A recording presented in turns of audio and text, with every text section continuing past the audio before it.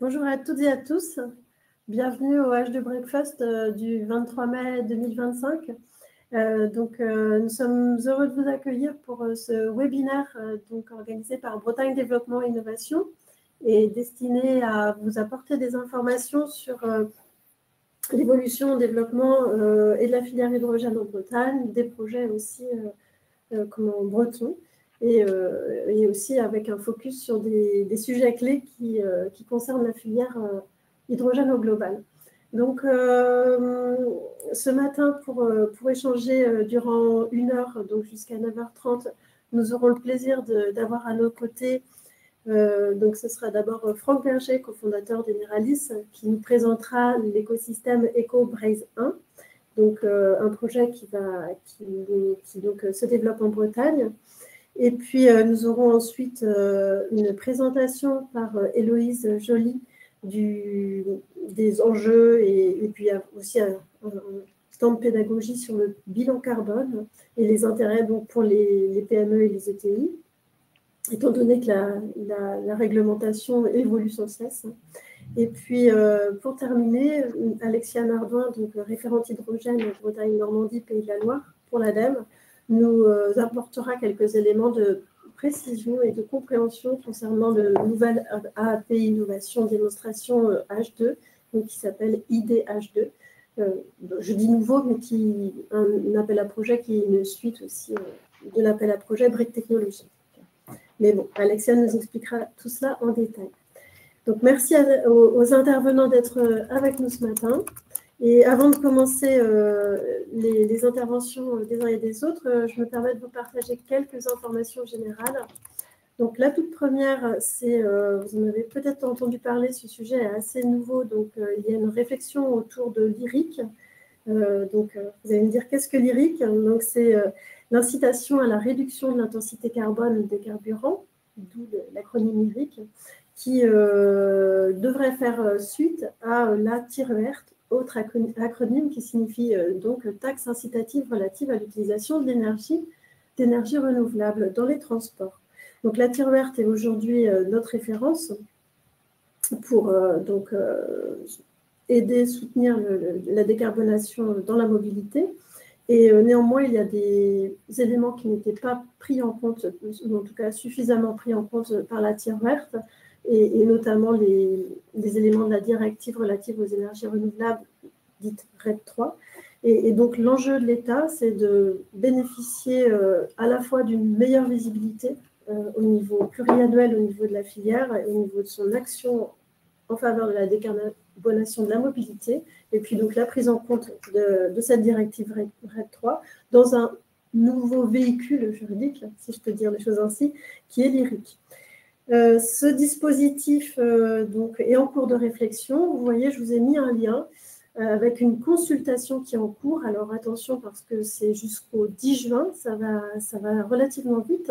Donc, ce que je vous propose, si vous le souhaitez, c'est de nous faire part au niveau breton de vos retours concernant questionnements, remarques concernant l'IRIC, de sorte à ce que l'on puisse avoir déjà une première réflexion globale et puis faire un retour complet au niveau de la Bretagne en direction de l'État. Toujours sur ce sujet vraiment tir verte, parce qu'aujourd'hui, on est bien d'accord, c'est toujours la tire verte qui s'applique.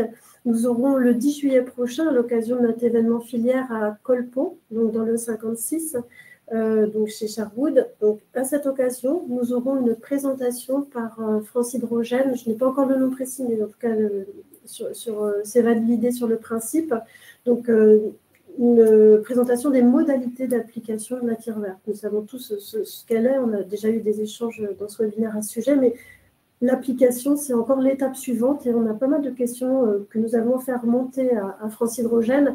Et pour un échange plus partagé et des réponses, on organise ce temps, donc le 10 juillet, avec cette intervention et on pourra échanger à l'occasion sur l'IRCC.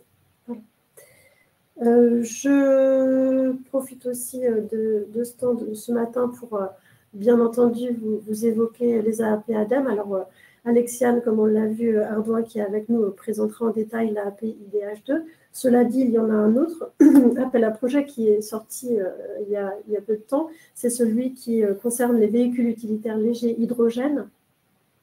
Donc, je vous partage sur cette slide quelques éléments clés de compréhension de l'enveloppe globale de cet appel à projet. Vous voyez les chiffres, hein, 15 millions d'euros, 27 juin, donc c'est un délai court pour pouvoir répondre, avec aussi un cadre assez précis. Hein, donc, c'était des flottes minimales de 10 véhicules. Donc, voilà. Donc, tout ça indique assez clairement le cadre d'action possible pour répondre à cette AAP. Si vous avez des questions, j'imagine que Alexiane pourra aussi plus tard être votre contact. Et puis, pour la suite, vous avez également dans ce slide le lien vers l'AAP. Un petit zoom aussi sur un autre appel à projet que je voulais porter à votre connaissance. Vous l'avez peut-être déjà... Vous en avez peut-être déjà pris connaissance parce qu'il arrive bientôt, vous voyez, d'ici le 5 juin, il se termine. Cela dit, il y avait aussi la PPME EMC2 pour une industrie éco-responsable. Il n'est pas trop tard encore pour déposer des dossiers. Donc, sachez que ce type de dispositif est renouvelé régulièrement. Donc, gardez ça en tête aussi. Donc, l'idée, c'est de favoriser l'émergence de projets de collaboration, notamment entre la Bretagne et les Pays de la Loire, et avec, dans l'idéal, donc 2 entreprises, un laboratoire public qui collaborent et qui ainsi peuvent percevoir une aide. Donc là, le contact, c'est le pôle EMC2, Madame Lancien. Au niveau plutôt calendaire, et nous avons en Bretagne un temps qui arrive le 3 juin prochain à Lorient, qui est organisé par l'NCBS. Donc, ce temps s'appelle les rencontres énergie hydrogène, et nous faisons un focus sur cet événement parce que déjà c'est très sympathique de voir que les étudiants prennent part à l'animation aussi de la filière. Ils vont organiser un concours donc de bateaux H2, propulsé H2 avec plusieurs catégories, vitesse et autres. Donc ce travail de fond qu'ils mènent avec plusieurs travaux au niveau de toute la chaîne de valeur, parce qu'il a fallu qu'ils reconstruisent tous les bateaux, donc va donner lieu à une présentation le 3 juin prochain, donc lors des rencontres. Et nous sommes ravis aussi de vous annoncer que ce concours bateau aura lieu également dans le cadre du Britannia Day, donc notre événement filière qui va se tenir le 25 septembre à Lorient.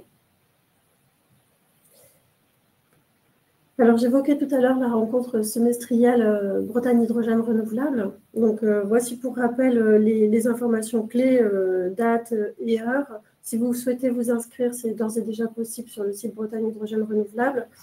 Ce que je peux donc vous rappeler rapidement, c'est l'intervention de France Hydrogène. Nous aurons aussi l'intervention, bien entendu, de Sherwood Énergie, qui va nous accueillir à l'occasion de cet événement et qui va nous présenter donc, tous les enjeux de la production d'hydrogène par pyrogazéification. Et nous pourrons visiter, après le déjeuner, le site le démonstrateur de gazéification de Sherwood, situé donc à Conpo, dans le 56. Et le Britannia Day, donc on avance bien. Alors Antoine, qui est à ma gauche, participe activement à l'organisation de cet événement à mes côtés. Et donc nous sommes à votre écoute si vous souhaitez exposer ou tout simplement être visiteur ou intervenir. Donc l'événement se prépare bien, s'annonce fort intéressant, notamment sur sa dimension village des solutions, où nous pourrons vous présenter de nombreuses solutions ce jour-là. Donc nous sommes à votre écoute pour toute remarque ou question à ce sujet. Voilà, donc moi j'ai terminé au niveau des informations générales. Je reste à votre écoute sur ces points. Et tout de suite, je vous prie d'accueillir avec moi donc Monsieur Franck Berger, cofondateur d'Eneralis, qui va nous présenter l'écosystème EcoBraze 1. Je vous en prie, Franck. Merci Elodie, bonjour à toutes et à tous. Un petit mot pour dire que Émile Pronost, le responsable du développement économique de la CCPCP, donc la communauté de communes de Plébin, Châtelain-Porzay, devait faire la présentation avec moi. Il s'excuse auprès de vous et en tout cas, voilà, il suit ce projet de près.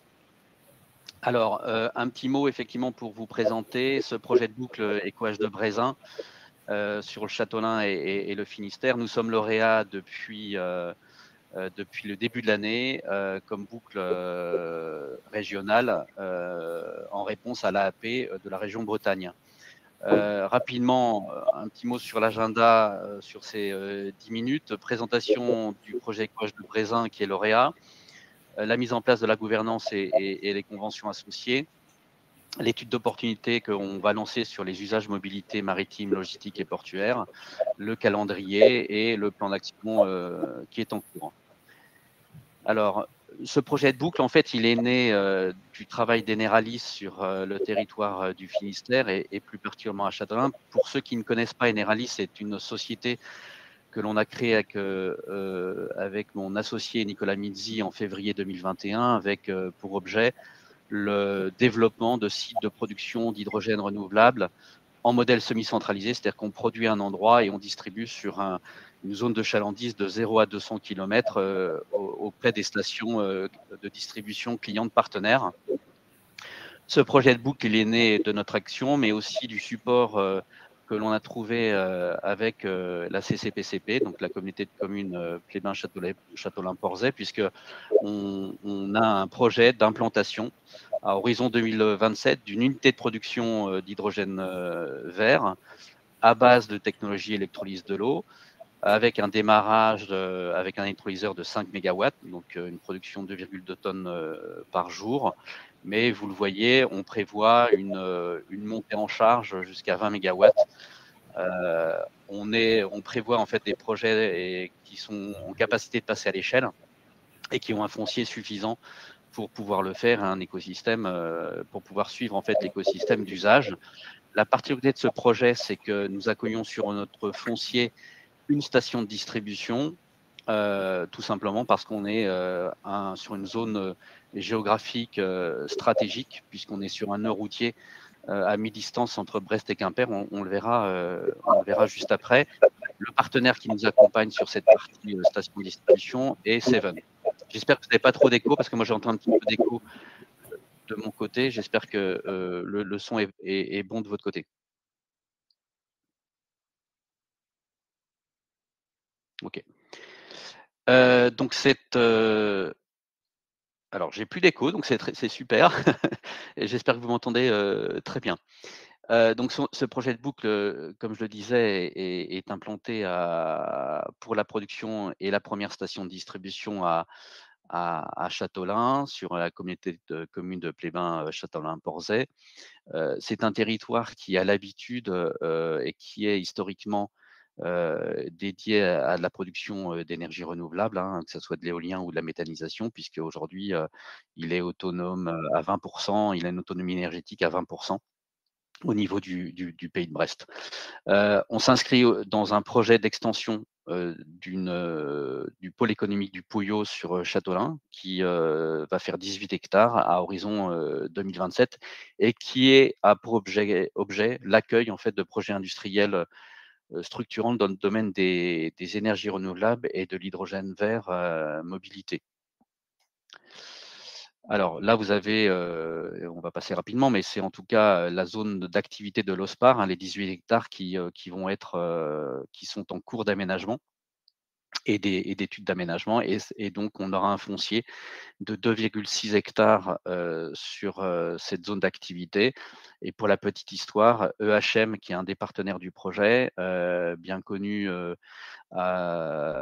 qui est constructeur en fait de moteurs à combustion interne hydrogène, a prévu de développer son usine de production, de construction de MCI, juste sur le foncier contigu à celui d'EcoH2 Brézin. Alors ce projet de boucle, il s'inscrit, je l'ai dit, dans l'appel à projet écosystème territorial de la région Bretagne. Nous sommes lauréats depuis 2 mois.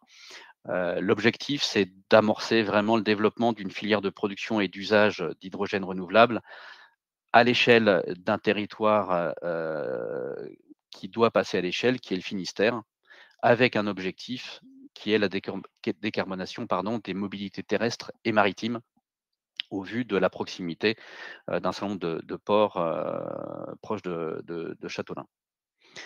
Nous avons répondu et c'est la CCPCP qui a porté en fait le dossier de candidature, fin d'année dernière avec, à ses côtés évidemment, un certain nombre de partenaires hein, et déjà un écosystème, heu, je dirais, mobilisé, dont évidemment Eneralys pour la partie production. Seven qui est notre partenaire pour la première station, d'hydrogène et qui sera d'ailleurs une station multi-énergie. EHM, j'en ai parlé. Flower, qui est un gestionnaire d'actifs, d'énergie renouvelable, qui est porteur d'un projet de stockage par batterie à Saint-Coulitz, à 5 kilomètres en fait de Châteaulin. Brest Port, qui, vous le savez, a une ambition de projet de hub énergétique pour l'approvisionnement en carburant renouvelable du transport maritime. Et au concept, avec Energy Observer qui a ce grand projet, ce magnifique projet de développement et de construction d'un porte-container à hydrogène liquide, donc 100 électrique propulsé à l'hydrogène liquide et qui rentre en fait dans l'écosystème qui est intéressé par une production à Châteaulin. Et puis le Pays de Brest, pôle métropolitain, qui est une collectivité et un espace territorial assez important puisque ça représente 420 000 habitants. Il y a 7 intercommunalités, dont Brest Métropole, et qui est très mobilisé sur tout ce qui est mobilité durable et développement de la transition énergétique et des énergies renouvelables. Dans les futurs partenaires qu'on souhaiterait voir rejoindre le groupement, il y a Braise Énergie, avec lequel on est en contact avancé, le Pays de Morlaix et Quimper-Cornouailles. Cette candidature, elle est positionnée sur la partie dite phase 1. Il y a 2 phases dans cet appel à projet. Soit vous êtes très mature et vous êtes en cours de développement déjà avec une projection sur la construction de l'écosystème et dans ce cas-là, vous êtes en phase 2. Là, nous sommes en phase 1, c'est-à-dire nous sommes en phase d'étude d'opportunité des usages. C'est l'opportunité pour nous de cristalliser un peu tout le travail qui a été fait par Eneralys et EcoH de Brézin depuis 2022, de rassembler l'ensemble des acteurs de la filière, l'ensemble des usagers identifiés pour lancer en fait une étude d'opportunité autour des usages maritimes et terrestres. Là, vous avez simplement voilà je dirais l'aide que nous accorde la région à hauteur de Bretagne à hauteur de 50 par rapport au budget global de 75 000 €. Donc, pour piloter cette boucle-là, nous mettons en place en fait une gouvernance avec l'objectif, alors l'objectif est de rassembler l'ensemble des acteurs publics et privés de cette boucle d'écosystèmes territoriaux, avec 2 instances pour piloter cette gouvernance. Un comité de pilotage opérationnel qui a déjà eu lieu. On a rassemblé, on était 25 personnes pour rassembler en fait les acteurs qui souhaitent s'impliquer sur le développement de la boucle avec un premier temps d'information, déjà la constitution d'un plan d'action et puis un comité qui se veut très opérationnel par rapport au développement de cette boucle. Et puis nous prévoyons des réunions d'information plus politiques auprès des représentants politiques des collectivités et des entreprises, des partenaires identifiés. Et nous souhaitons mettre en place assez rapidement, on parle de septembre, d'une convention de partenariat pour rassembler en fait les acteurs les plus actifs sur cette boucle-là et puis qui piloteront le plan d'action et qui piloteront les synergies et les actions de développement communs. Alors cette étude d'opportunité, on souhaite la lancer rapidement. On est en train de faire les cahiers des charges. L'objectif, c'est d'identifier le potentiel de la boucle sur le territoire du Finistère, hein, en termes d'usage, mobilité, logistique portuaire, maritime, petite industrie.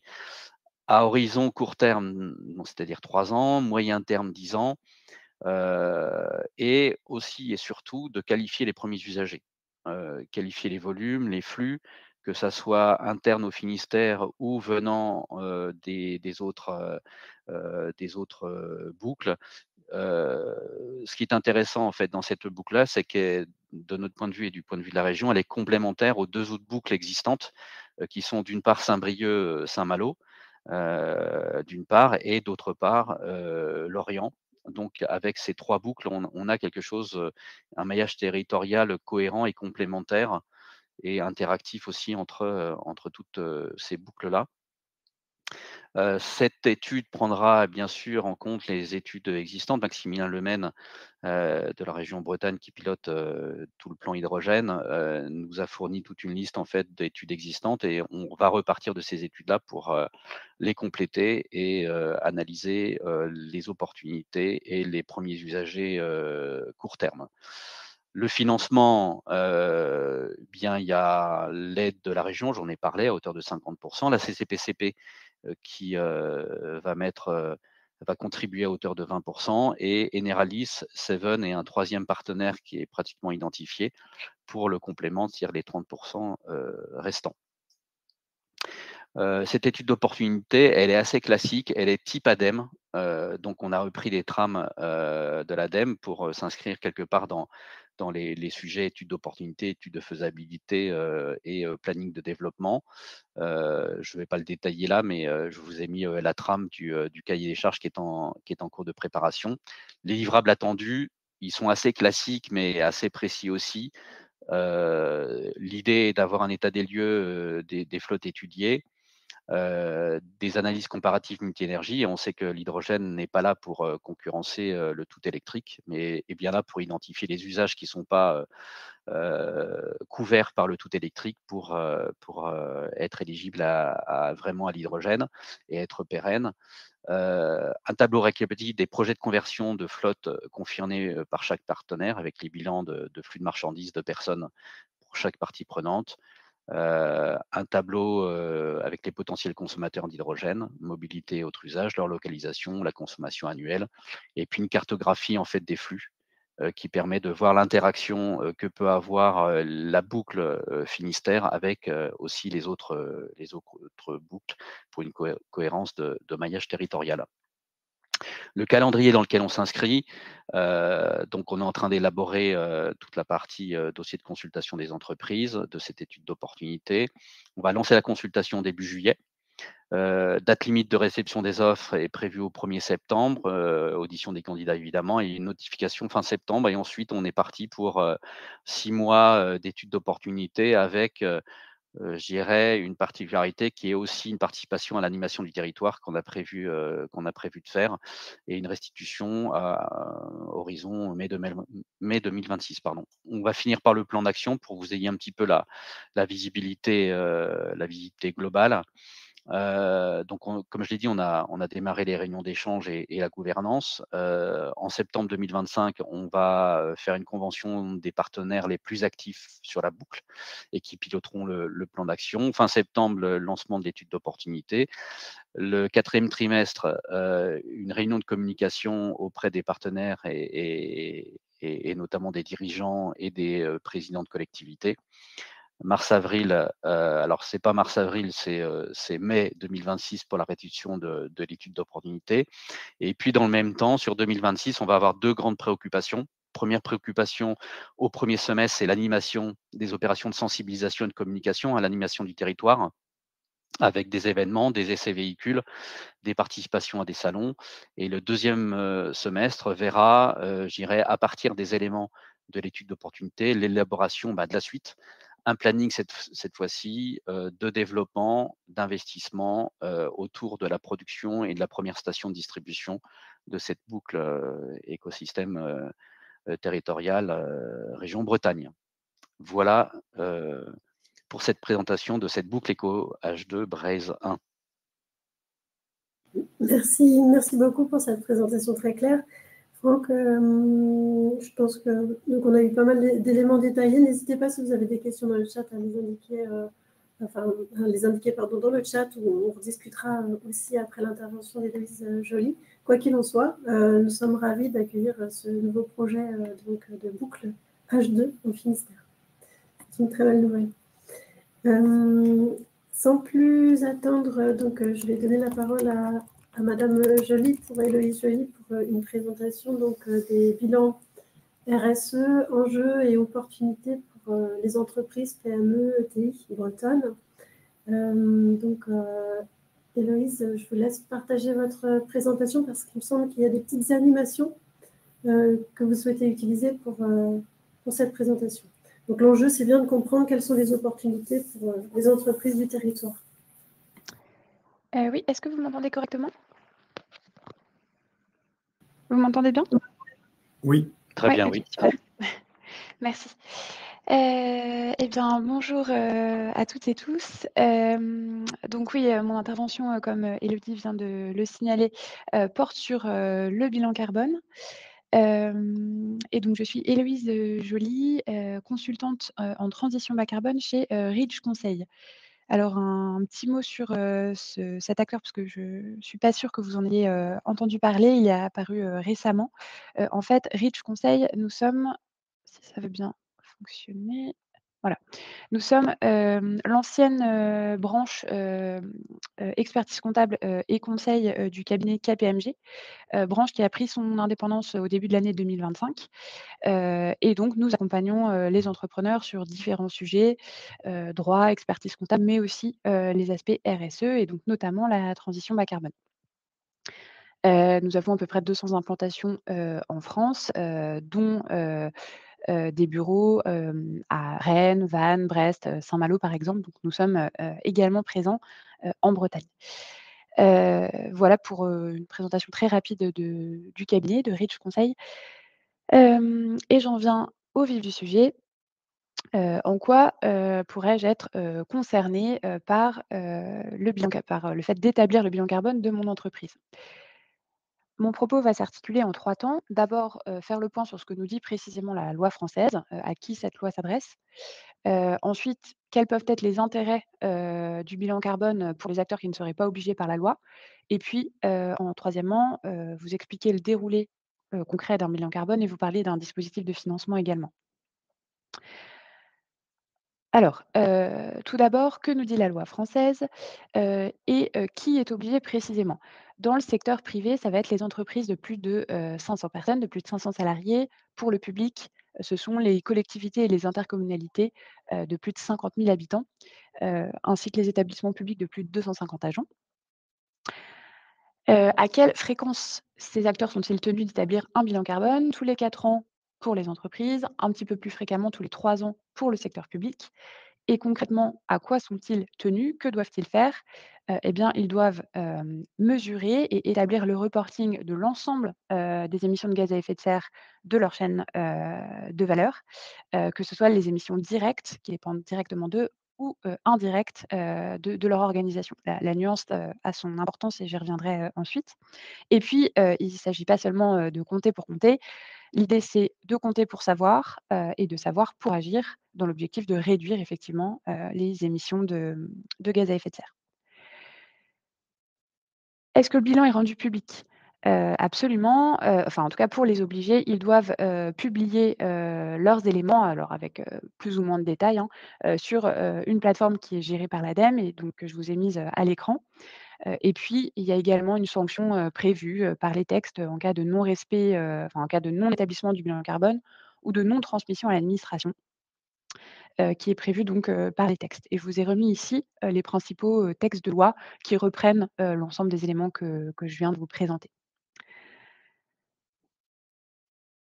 Alors, une fois qu'on a dit ça, vous allez sans doute me dire: «Mais, si, je ne dépasse pas ce fameux seuil des 500 salariés, pourquoi irais-je, m'embarquer dans cette, démarche, supplémentaire et pourquoi, j'établirais mon bilan carbone?» Alors, vous n'êtes peut-être pas obligé, en tant que tel par la loi, néanmoins vous faites partie de l'ensemble d'un écosystème qui lui a ses propres contraintes et je vais prendre différents cas de figure, pour illustrer ça. Tout d'abord, vous êtes probablement contributeur sans le savoir, hem, à des bilans carbone, d'entreprises, qui elles sont effectivement soumises, à la réglementation, que ce soit la loi française que je viens d'évoquer ou, la CSRD. Et dans ces cas-là, ces entreprises ont nécessairement besoin des données, de leurs parties prenantes et par exemple de leurs fournisseurs pour pouvoir établir et consolider leur propre bilan carbone. dans ce cadre-là, souvent, elles sont amenées à interroger donc leur partie prenante. Je vais faire une petite parenthèse sur la CSRD, puisque je ne sais pas si tout le monde connaît cet acronyme, mais c'est un vaste sujet, donc je vais essayer d'être brève. Donc c'est une directive européenne sur le reporting extra-financier des entreprises, qui était particulièrement exigeante du point de vue du nombre de points de données à reporter, et qui pouvait s'appliquer dans certains cas aux entreprises qui dépassaient le seuil des 250 salariés. Alors, je parle au passé parce que le 26 février 2025, la Commission européenne est revenue sur cette directive qui était assez poussée et assez exigeante en termes de transparence RSE pour l'ensemble des obligés. En fait, la Commission européenne a considérablement allégé, exonéré tout un tas d'entreprises de ces obligations. En tout cas, c'est ce qu'elle propose dans son projet de loi. Il s'agit du projet de loi Omnibus, donc elle a présenté voilà, fin février 2025. Alors, ceci étant dit, il s'agit seulement pour l'instant d'un projet de loi, donc il faut encore que le cheminement se poursuive et que le trilogue se fasse entre Parlement, Conseil et Commission européenne. Les grandes entreprises sont lancées de toute façon bien avant la CSRD dans des process de décarbonation. Donc elles continuent à avoir besoin des données de leurs fournisseurs notamment. Et puis il reste tout à fait possible pour ceux qui ne seraient pas plus obligés par la CSRD, mais en tout cas volontaires, d'établir un rapport de durabilité sur la base du volontariat. Je referme la parenthèse sur cette CSRD pour passer à la suite. Un autre cas de figure, c'est lorsque vous pouvez être comparé sur des indicateurs extra-financiers. Et c'est notamment de plus en plus le cas dans les marchés publics. Et à ce moment-là, vous comprenez bien que si vous êtes en concurrence avec des acteurs qui, eux, ont déjà établi leur bilan carbone, vous voyez probablement l'intérêt pour vous de l'avoir fait également pour montrer patte blanche à ce sujet. Un autre cas de figure encore, c'est quand vous êtes demandeur de financement auprès des banques ou des investisseurs, eux-mêmes étant soumis à une réglementation spécifique pour décarboner leur portefeuille d'investissement. Ils peuvent également vous demander ces éléments et par exemple, certaines banques accordent des prêts à taux bonifiés hem, lorsque vous répondez à un certain nombre de critères, dont celui d'avoir établi votre bilan carbone et d'être en capacité de lui fournir. Et puis dernier cas de figure, je pense ici à vos parties prenantes incontournables que sont vos salariés, mais aussi vos clients.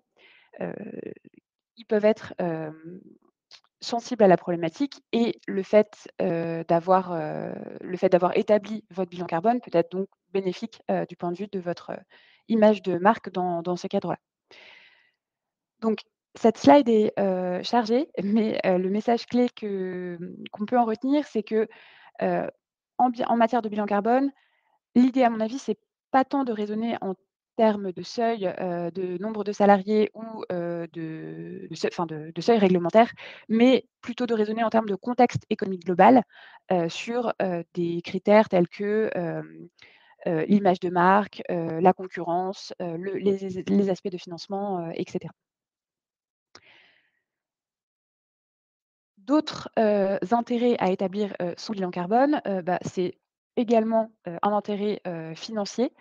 Quand on établit un plan d'action, une des premières choses, qui revient dans les actions, envisagées par, les entreprises qui se lancent, c'est de faire la chasse au gaspillage en optimisant, leur, chaîne de production, leur logistique, en gérant, mieux, leur stock par exemple. Et puis, je pense qu'en m'adressant aux acteurs de l'hydrogène, vous allez savoir vous allez, en tout cas être bien au fait de ça. La transition écologique, ça peut aussi être source, d'innovation et de nouveaux marchés. En témoigne la présentation de Franck, qui a eu lieu juste avant. Et puis enfin, et ça, c'est vraiment important, établir son bilan carbone, c'est commencer à se poser 2 questions absolument, cruciales. Celle, de l'adaptation, donc comment j'adapte, mon business model et comment j'anticipe les aléas climatiques présents et à venir, d'une part. Et puis, comment j'envisage mon entreprise à long terme dans le cadre dans un monde où les énergies fossiles se raréfient, sont en déplétion, dont le prix peut augmenter, et c'est également le cas pour, d'autres ressources critiques.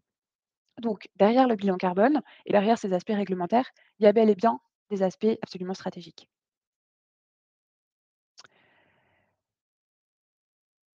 J'en arrive, à ma dernière partie, sur donc concrètement, bah, comment ça fonctionne, comment ça se déroule et quels peuvent être, les financements à disposition.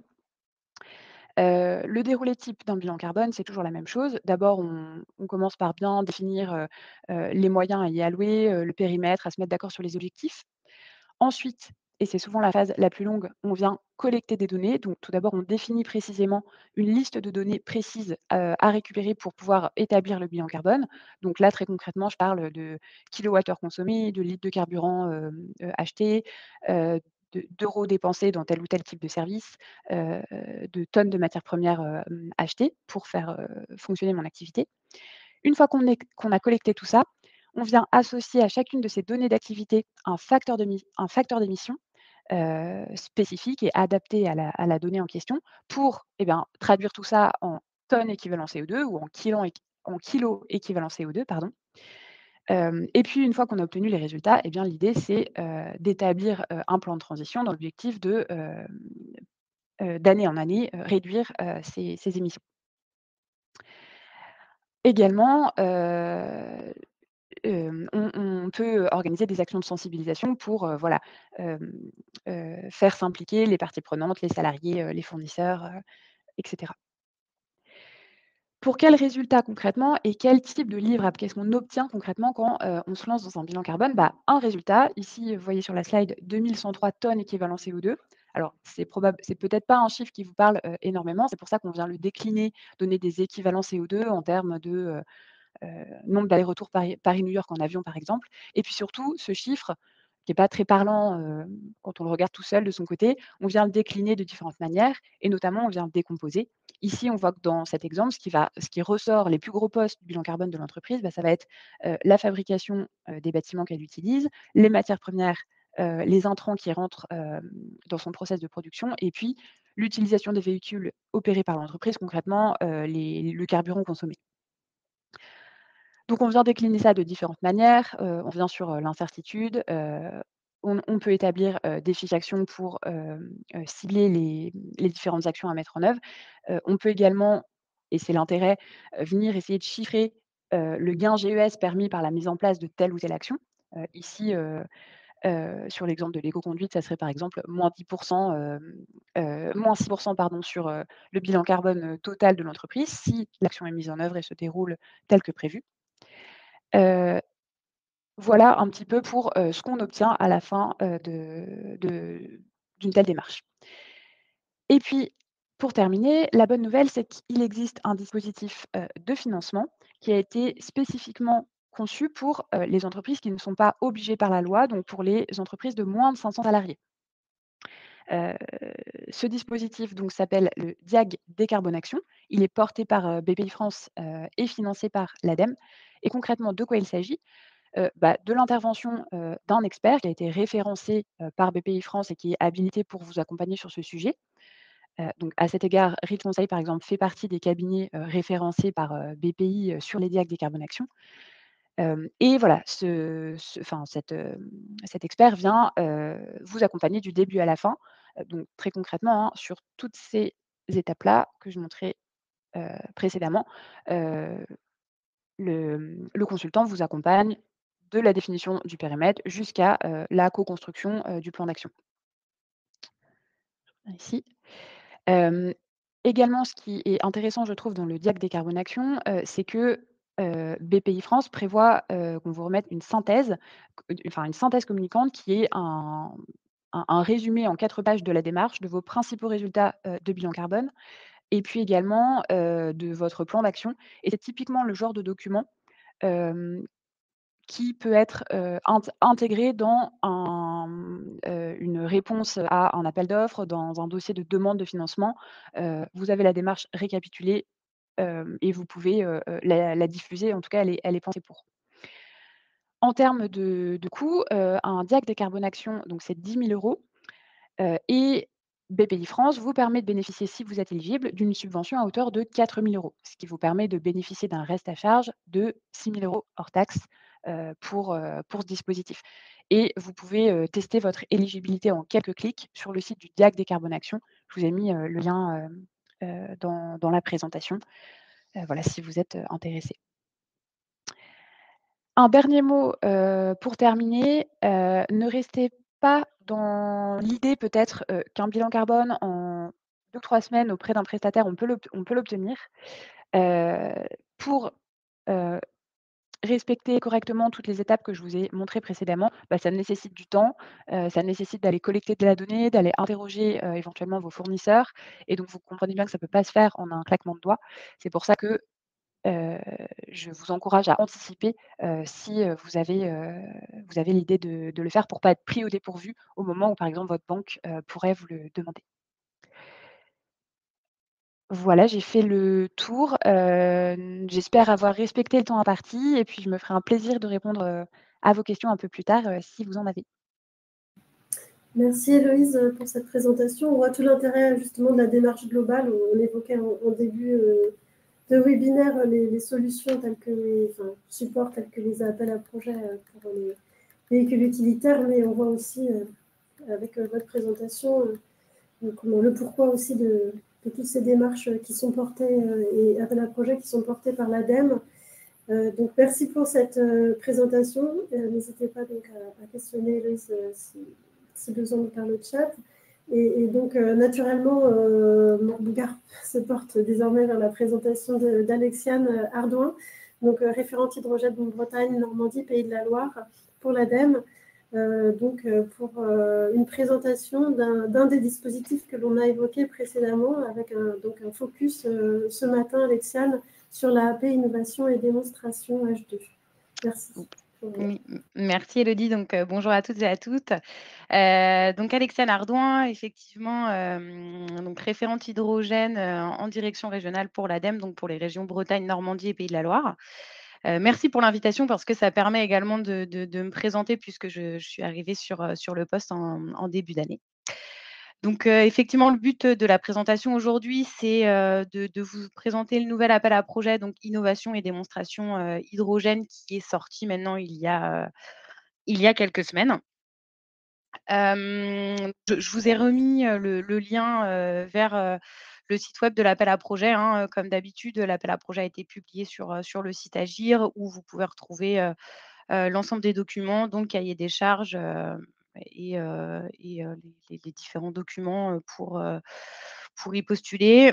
Également à préciser qu'une adresse générique a été mise en place pour cet appel à projet. Donc si vous avez des questions ou des demandes, n'hésitez pas, à les adresser directement donc à cette adresse, donc aap.h2@adem.fr. Comme l'a dit Élodie, en début de session, c'est effectivement un appel à projet, qui n'est pas nouveau, bien que le nom ait changé, puisqu'on avait un dispositif, l'année dernière qui était assez similaire, qui était donc, sous le nom de briques technologiques et démonstrateur, hydrogène, qui a été clos, de mémoire en mars 2024. L'appel à projet innovation et démonstration hydrogène reste globalement le même avec quelques évolutions, mineures, mais voilà, globalement, on reste sur un appel à projet, centré sur de l'innovation. Le fonctionnement, c'est, le même, que l'ancien appel à projet, hein, avec des relèves, intermédiaires. Donc une première relève qui aura lieu, le 29 septembre, 2025, donc 29 septembre prochain. Une relève intermédiaire également qui est prévue le 6 avril, 2026 pour une clôture le 25, septembre 2026. Je vous rappelle tout de même que, l'ADEME peut clore l'appel à projet avant cette date, et notamment si, l'intégralité de l'enveloppe, allouée a été consommée. Hop, sur la seconde slide que je n'arrive pas à passer, voilà. Donc cette slide-là, ma prochaine slide est un peu plus, lisible, mais simplement, pour vous rappeler sur l'éligibilité des projets, attendus. Donc il faut que ce soit des projets avec un coût total, minimum de 1,5 million d'euros Et les bénéficiaires ciblés sont soit des entreprises seules ou en collaboration avec notamment des laboratoires de recherche, des EPIC, des collectivités locales, des associations, même si ce n'est pas obligatoire. Une entreprise peut également déposer seule, mais si effectivement vous déposez sous consortium, c'est avec un maximum de 5 porteurs de projets et sera demandé un minimum d'aide demandée par porteur. Hop. Donc concernant une présentation plus détaillée de l'appel à projet.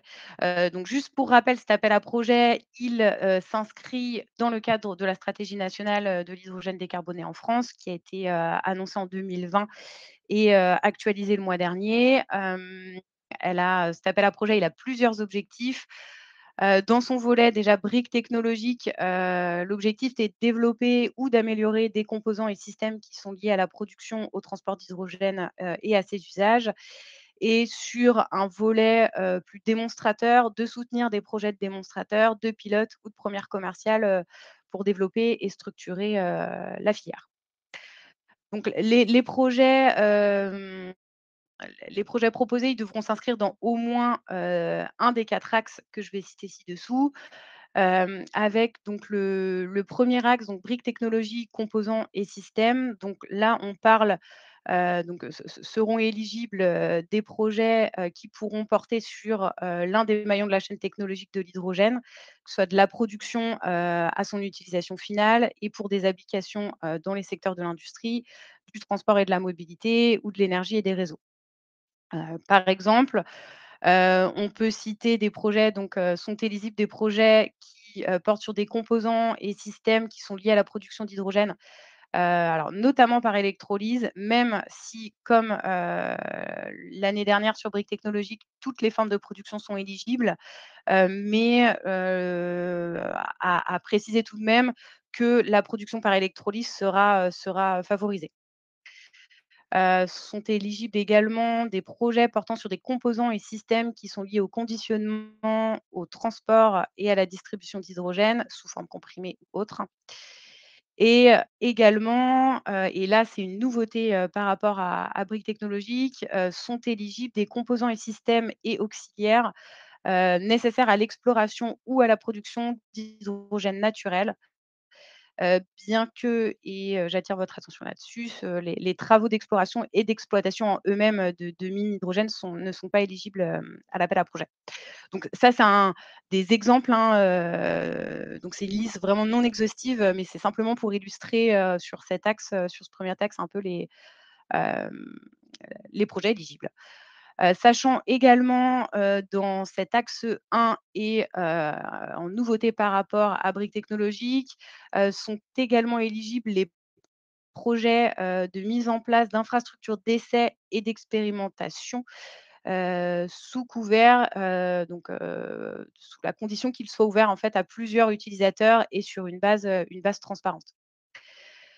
Sur cet axe, sont particulièrement attendus des projets qui traitent de problématiques de réduction de coûts, de flexibilité, de durée de vie, de sécurité d'utilisation et des capacités d'effacement vis-à-vis du réseau.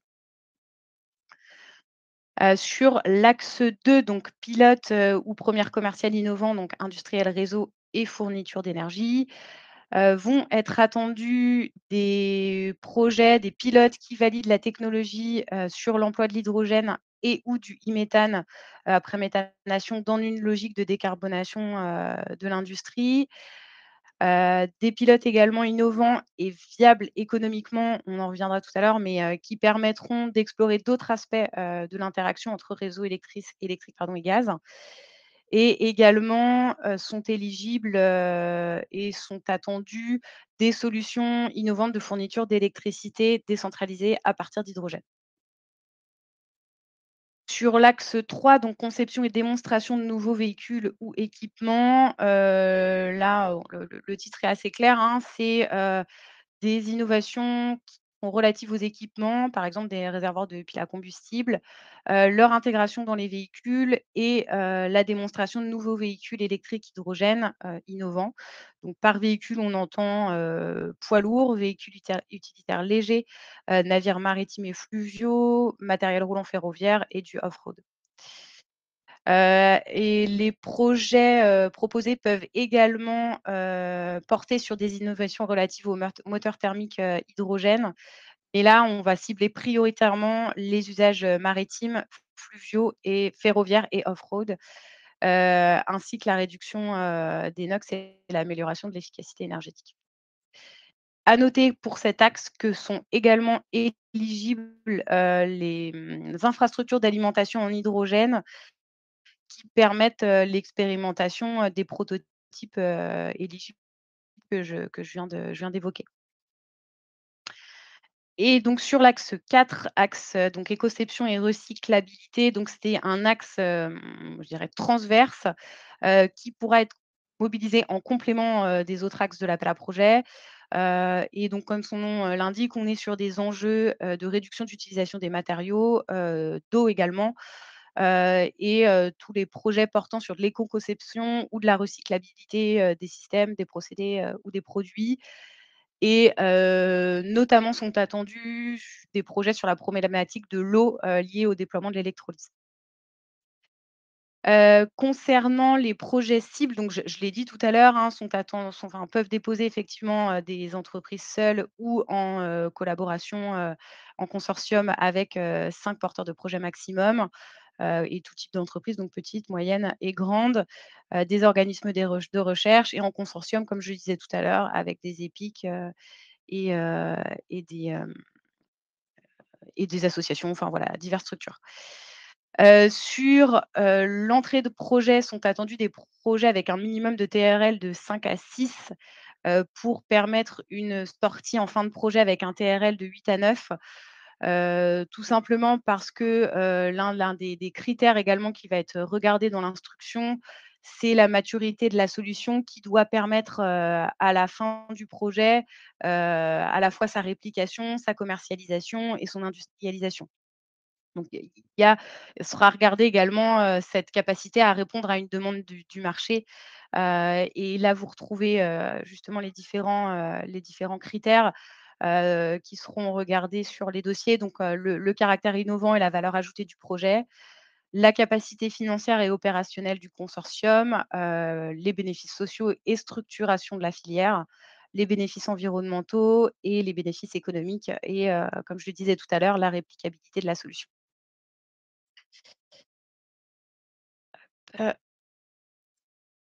Donc, hop, je vais trop loin. Pour organiser donc effectivement, le préalable essentiel, j'ai envie de dire, avant d'envisager un pré-dépôt, c'est effectivement de consulter le cahier des charges de l'appel à projet qui est disponible donc sur le site internet Agir. Avant tout dépôt sera demandé donc une réunion de pré-dépôt qui consistera à la présentation du projet par le porteur de projet, je dirais basiquement en fait une présentation PowerPoint, hein, dont le modèle est aussi disponible sur le site internet. Et cette présentation sera à envoyer à l'ADEME avant d'organiser même la réunion de pré-dépôt à l'adresse que j'ai donnée en début de présentation, donc aap.h2@adem.fr. Je précise également alors il ne devait pas être prévu, mais suite à une demande de la filière, un webinaire national cette fois-ci sera organisé prochainement. J'ai pas encore la date, mais voilà, je pourrais transmettre l'information à BDI qui fera le relais. Mais voilà, un webinaire national sera organisé prochainement pour le présenter. Donc éventuellement, si je n'ai pas pu répondre à toutes vos questions, n'hésitez pas à y participer. Voilà, j'ai été, je pense, dans les temps et je vous remercie et à votre disposition, si vous avez des questions.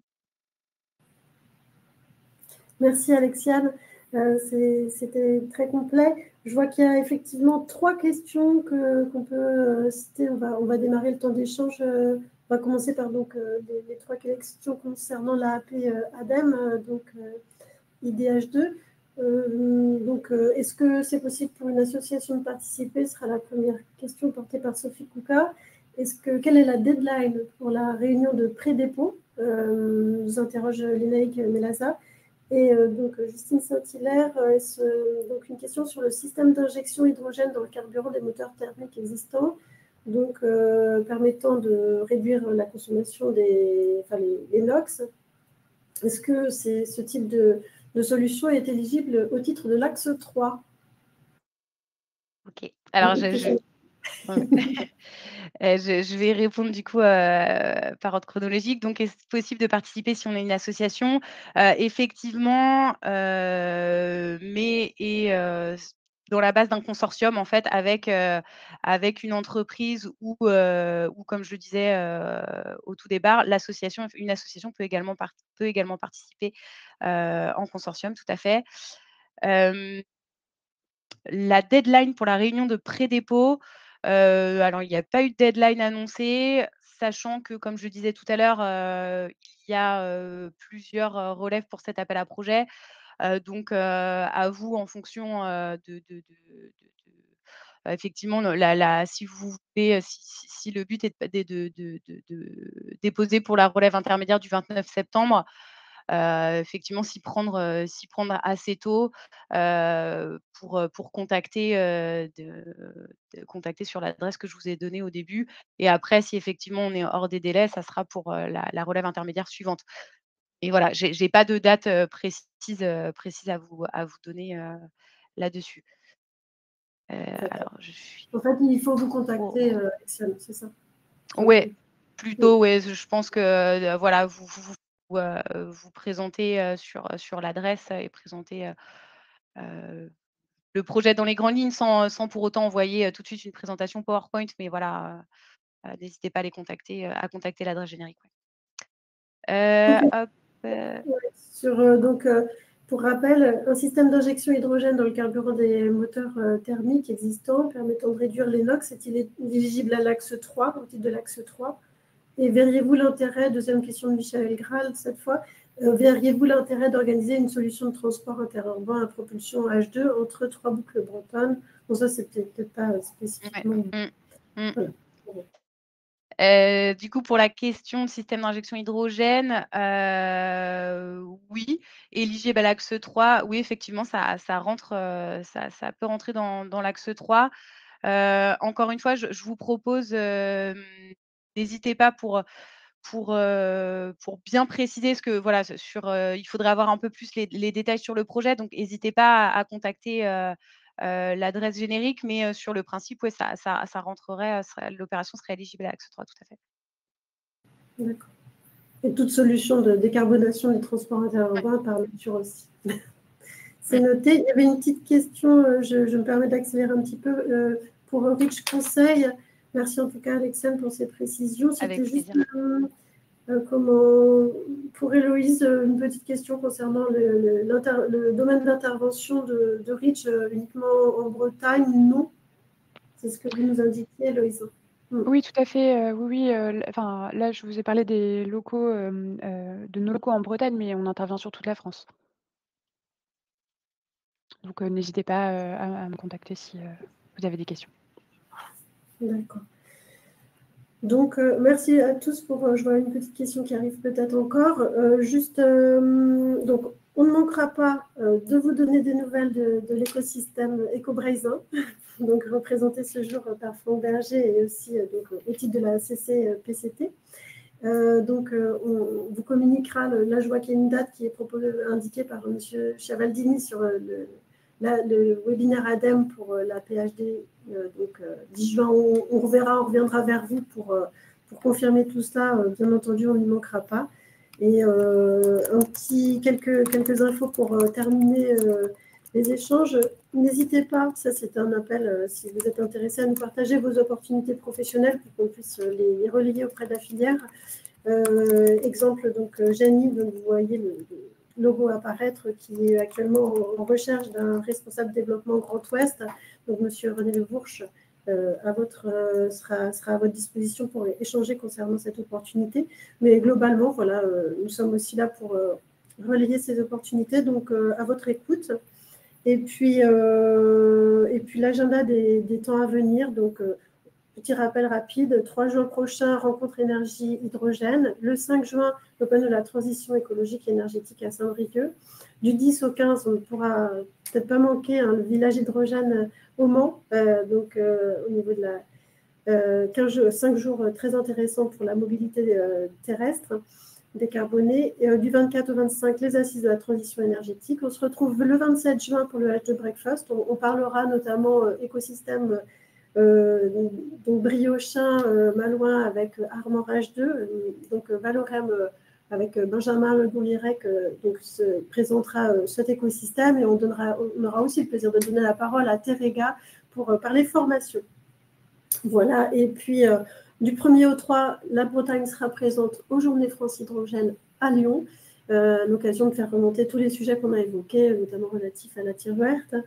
Et le 10 juillet, donc on vous accueille à Colpo pour une journée où on traitera cette fois aussi le sujet de la production d'hydrogène au niveau de la gazéification, par démonstrateur, pas gazéification, pardon. 23 août, H de Breakfast, et puis bien sûr, le 25 septembre, le Britannia. Voilà. Merci à toutes et à tous pour votre présence, participation et intervention. Donc, on sera ravis de vous retrouver sur un prochain H de Breakfast, donc le 27 juin à 8h30. Et n'hésitez pas à vous inscrire, le lien apparaît en haut à droite. Bonne journée à tous, bonne fin de semaine et à très bientôt. Merci beaucoup. Merci.